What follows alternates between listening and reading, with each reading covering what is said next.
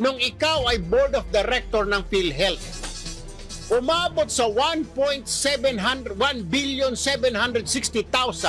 na mga bonus at allowance ang pinamudmud ninyo sa mga sarili ninyo dyan sa PhilHealth bilang mga opisyal. Yung sayo na 1.76 billion, kontribusyon yun ng mga miyembro ng PhilHealth, ugok.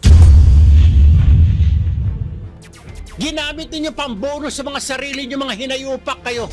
Bibigyan nyo ng ang lalaki na ng sweldo nyo, bibigyan nyo sarili nyo ng mga bonus allowance. Tige 1 milyon yung mga gago, mga board member. Pagpa-check up, Diyos ko po, hindi mapa-check up dahil, walang benepisyong mahita sa PhilHealth. Sige nga, Senador Ontiveros, sagutin mo nga, ma'am. Ikaw ngayon tanungin ko, nasaan na yung 1,760 million na pinamudmud ninyo sa mga sarili ninyo bilang opisyal ng PhilHealth noong 2015? Nasaan na? Pinapasoli na sa inyo ng COA, subalit hindi pa ninyo sinusoli. Bakit, ma'am? Quits na lang ba? Dahil senador ka na. Ngayon, ikaw, Ontiveros, ang mga tanong mo, late ka kasi. Purong lagi kang late. Kaya dapat itawag sa'yo, the late Risa Ontiveros. Lagi kang late. Akala ko dati pag senador, pag naboto sa Senado, matatalino. May mga bobo rin pala. At ito po yung dalawang pinakabobo. Alright. Ikaw naman, Ontiveros, mapunta tayo sa inyo. Ganon din, Bukas yung linya ng aming telepono so that you can explain. BOSSING. Alright? Kung ayaw mong tawagin kitang bossing, Madam, Senator BOSSING, you can call our landline. But please, can you please tell me and tell my listeners, ito mga nakikinig sa atin, nanonood sa Facebook, Madam, ang galing-galing mo magsalita, isole yung 60 million, isole. Now, let me ask you this. Ano na ho nangyari doon sa pinapasole naman sa iyo ng Commission on Audit noong 2015, noong 2015, nung ikaw ay Board of Director ng PhilHealth? Umabot sa 1,760,000 na mga bonus at allowance ang pinamudmud ninyo sa mga sarili ninyo dyan sa PhilHealth bilang mga opisyal. Ipaliwanag mo nga, May approval ba ng palasyo yon na bigyan nyo ng mga bonus yung mga pagmumukha ninyo? 1,760,000? Noong 2015, nung ikaw ay board of director yan, inaprubahan mo, isa ka sa mga nag-aproba. Pinapasoli na sa inyo ng COA. Hindi ninyo sinusoli. Tapos ang lakas-lakas ng loob mo sabihin, isoli nyo yung 60 million. Oh my goodness, can you please return the 60 million? Secretary, Ben Tulfo, can you... Ikaw tanungin ko, nasaan na yung 1.7 billion? At least naman siguro kung titignan natin kung sino ang mas masama, yung 60 million na yan, pondo ng gobyerno yan, sabihin na natin galing sa mga buwis yan, sa mga excise tax, sa mga kung saan-saan tax. Yung sayo na 1.76 billion, kontribusyon yun ng mga miyembro ng PhilHealth, ugok. Pandagdag yung panggamot yun. Kaya pala pag yung buntis magpa-check up, hindi tinatanggap ng ospital. Kasi wala sa PhilHealth noon. Bago lang yan Nung maupo na si Duterte, pwede na yung buntis gamitin yung kanyang PhilHealth para makapagpa-check up. Nung panahon ni Pinoy, bawal. Paano bawal? Paano? Kagaya niya kontribusyon. Ginamit niyo pang bonus sa mga sarili niyo, mga hinayupak kayo. Bibigyan niyo ng ang lalaki na ng sweldo niyo, bibigyan niyo sarili niyo ng mga bonus allowance. Tige 1 milyon yung mga gago, mga board member. Samantalang mga nagkakandakuba ng mga Miko, mga Maiko, mga Tomas, mga anak nila, pagpa-check up, Diyos ko po, hindi mapa-check up dahil, walang benepisyong mahita sa PhilHealth. Sige nga, Senador Ontiveros, sagutin mo nga, ma'am. Bakit mananahimik ka? Magaling ka lang magpuna-puna ng mga isoli nyo yung pondo 60 million. Ikaw ngayon tanungin ko, nasaan na yung 1,760 million na pinamudmud ninyo sa mga sarili ninyo bilang opisyal ng PhilHealth noong 2015? Nasaan na? Ipinapasoli na sa inyo ng COA, subalit hindi pa ninyo sinusoli. Bakit ma'am? Quits na lang ba? Dahil senador ka na? Ay, hindi naman po pwede. Kasama rin ho ako nag-contribute, miyembro po ako ng PhilHealth, nagbigay din ho ako doon. Itong katabi ko si Engineer Mariscotes, yung sa harapan ko si Engineer Tom Anacta, nag-contribute din dyan. Correct ka dyan. Pinamudmud ninyo sa mga sarili ninyo yung mga contribute namin. Ngayon, hinihingi namin, ibalik nyo. Ibalik nyo. Ay, kontribusyon namin yung pera namin yun, madam. Oh, hindi yun ordinaryong pinagkukuha sa mga excise tax, mga VAT, mga kung ano-ano. Sa kontribusyon ho namin, sa sweldo namin na kinakaltas buwan-buwan ng employer. O mga personal contribution namin, pati yung yayaho namin, ha? Yung katulong sa bahay, nagko-contribute, binabawasan niya yung sweldo niya para makapagbayad lang sa PhilHealth ng 100 pesos a month. Kukunin niyo pa yon? Mahiya ka palas mo. Ang kapal naman ng mukha ninyo. O ngayon, sabihin mo sa akin, sino ang dapat mas mauna magsole? Yung 1,760 million o yung 60 million? Ay, yung 60 million talaga namang may papeles, may dokumento. Yung 1 billion, madam, 1.7, may dokumento ba? May papakita nyo ba kung saan pumunta? Magkano ang tinanggap mo? Pwede po ba, Senator Ontiveros, ipakita mo kung magkano kinita mo?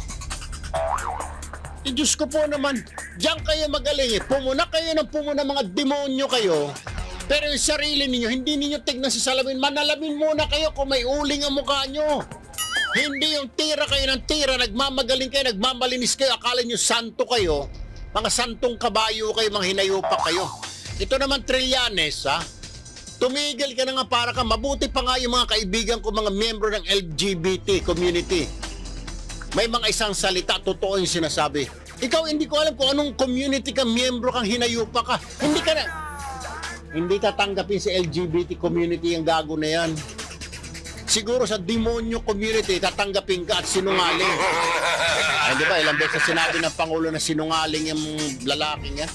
Sinabi ko raw na nakinabang ako 150,000 a month dyan sa DOT. Ulol! Tinanong mo ako kung magkano ang sinisweldo ko, di sinabi ko 150. Ngayon sasabihin mo sa interview kanina sa isang istasyon na Dilawan, 150 inamin ni Erwin Tulfo na 150 ang nakinabang siya monthly. Ulol! Nita ngayon, ulol. Sus Mariosep. O ngayon, oy Ontiveros, oy Trillanes, antayin ko ang tawag nyo, maski hanggang matapos tayo alas 12. Nakabukas ang linya ng ano yung telepono. Ano yung mga telepono, Salome? Ito ang pwede niyong tawagan. O kahit kung hindi kayong abogado nyo nila, kung natatakot kayo, Trillanes, kung naiihi ka ngayon sa panty mo, ay panty brief. O ikaw, Ontiveros, kung naiipot ka ngayon sa tibak mo, ito, pwede mong tawagan, 924-2620. 920-0437 at 929-0441. Ha? Sagutin, kung talagang matapang kayo, ngayon kayo naman ang pumunta sa teritoryo ko. Pumunta ako sa teritoryo nyo kahapon, bit-bit ko yung yagballs ko. Ngayon, Trillanes, kung talagang may yagballs ka, patunayan mo na lalaki ka at hindi ka binabae, ikaw naman ang tumawag sa amin. Ha? Kung wala kang bayad, pahiramin kita. Pahiramin kita. Oras, alas 10:21 ng umaga, bayan. Diyan lamang ho kayo, ha? Ang tabayanan po natin, ang tawag po ni Senador Trillanes at Risa Ontiveros, ako naman ang magko-cross-examine sa inyo. Kahapon ang gagaling nyo magsasalita, akala nyo. Pasalamat kayo, nandun si Senator Gordon eh. Hindi pa ako tapos eh, pumipinipigil na ako Senador Gordon eh. Sasabihin ko sana eh, salita ka ng salita, gawa ka ng gawa ng kwento, nasanay ka kasi walang pumapalag sa'yo. Nasanay itong buang na ito eh. Nung pinagalit-pagalitan, minura-mura niyo si General Angelo Reyes dati, naalala mo, kaya nagpakamatay yung mama. Ganun-ganun na lang, walang respeto. At saka yung mga iba pang mga pumupunta dyan sa Senado. Di kagahapon, hindi nakaporma ito, kaya pinangunahan ko na eh. Doon sa opening statement pala, sabi ko, inaantay ko yung tanong mo. Dahil marami akong bala, ungas. Baka mapahiya ka. Kung may bala ka, may bala din ako. Oh. Ngayon, ikaw, Ontiveros, ang mga tanong mo, late ka kasi. Purong lagi kang late. Kaya dapat itawag sa'yo, the late Risa Ontiveros. Lagi kang late. Daldal ka ng daldal. Sinabi na nga ni Senador Gordon na hindi ako kasama. Pinipilit, the Tulfo brothers will have to return it. Anong i-return nga? Bakit ako magre-return? Hindi nga ako kasama doon. Ikaw kaya muna, i-return mo muna yung 1 point, yung kinita mo sa 1,760 million na bonus niyo sa PhilHealth. Ikaw kaya magsoli nun. Anak ng kagang ka. Wala na kayong pinagkatandaan. Akala ko dati pag senador pag naboto sa Senado matatalino. May mga bobo rin pala. At ito po yung dalawang pinakabobo. Marami naman sila mga dilawan, di ba? Doon mo makikita na stand out ito sa ibang mga dilawan. Yung ibang mga dilawan, in fairness, sila Kiko Pangilinan, sila Senator Drilon, si Bam Aquino doon din, umalis din. Kasi talagang walang makita Wala naman talagang tinitignan nila ng mga dilawan, wala naman talagang makitang makaso. Ang pinag-uusapan yung conflict of interest, pero ganun pa man, hindi po si Senator Gordon na magdi-decide yan ng ombudsman. Ang pinagpipilitan ng Locolocong Trillanes by Plunder, kaya nga sabi ko kahapon, huwag ka nang magsalita. Shh! Isiper mo na yung bibig mong hinayupa ka. Sampahan mo na lang ng kaso. Total, may kaso naman sa ombudsman. Ba't hindi ka mag-antay? Diyos ko po naman tirada ninyo. Wala namang kinalaman itong dalawa na ito. Hindi ito miyembro ng Blue Ribbon. Hindi sila miyembro. Wala! Mga asungot yung mga demonyo. Yung iba mga miyembro hindi na nga sumipot dahil alam nila wala naman, walang kaso. Conflict of interest lang ang pinag-uusapan. Diyos ko po. Nasasagutin naman sa korte. Hindi. Kailangan talaga pumunta ni Trillanes at Ontiveros. Siguro talagang gusto lang makaganti sa akin. No problem. Trillanes, bakit umalis ka kaagad? Di pa tayo tapos kahapon. Nagulat ako Pagkatapos magsalita, sabi ko sana ba yung buo? Akala ko tumai lang. Kasi parang napapatay, nagmamadali pagkatapos magsalita. Your Honor, umalis, nagmamadali. Akala ko tumai ka lang, anak ng baka, hindi ka na bumalik. Inaantay ko magsagutan tayo Pinasagot mo ako, konti, pinigil pa ako ni Senador Gordon. Sasabihin ko sana, tumigil ka na nga, mahilig kang mag-imbento-imbento. Pangulo, inimbento mo ng kwento, pamilya niya, ang dami mong inimbentong kwento. Tapos ngayon, mag-iimbento ka na naman na plunder. Kaso mo, nawala. Tumai yata yun kahapon. Siguro, napatay. Ikaw naman, Ontiveros, ngaw-ngaw ka ng ngaw-ngaw. Late kang dumating, iha. Late ka dumating, BOSSING. Sana kung maaga-aga ka BOSSING, naintindihan mo. Salita ka ng salita. Mariosep. Naku, bayan, talagang makukonsumisyon ka. Kaya bayan, sa susunod na halalan, iboto po ninyo yung may mga utak at mga matatalinong mga mambabatas para hindi matulad dito sa dalawang itong mga ugok na walang kinalaman. Paulit-ulit ng sinasabi na ito ang batas. Pero itong dalawang ito, pinagpipilitan yung kanilang opinyon ng ipis. Walang nagpapakita lamang ng mga walang utak, walang laman, sina Senador Trillanes at Risa Ontiveros. Tanging itong dalawang senador lamang na ito bayan ang walang kinalaman sa paggawa ng batas. Kaya dapat lumayas pa kayong dalawa dyan dahil mga wala kayong silbi. Ang alam nyo lang gawin, tumira ng tumira at maging source ng fake news. Mga demonyo kayo.